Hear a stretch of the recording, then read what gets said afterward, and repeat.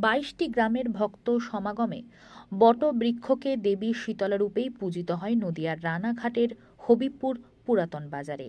এই পুজোকে কেন্দ্র করে রয়েছে অনন্য ইতিহাস।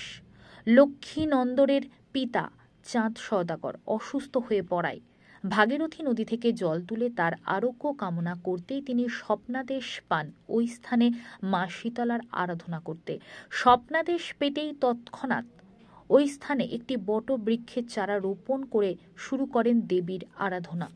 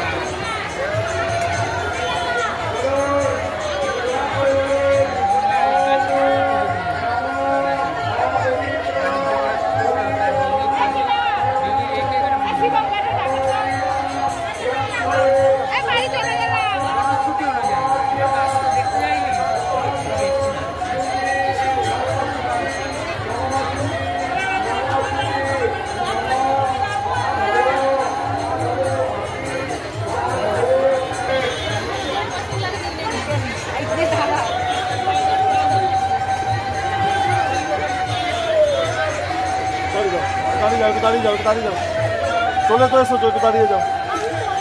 দেখো ওখানে দাঁড়াতে ভালো আছে, ভালো আছে, দুজন বেরো, তোমার খুব সুন্দর হবে যাবো।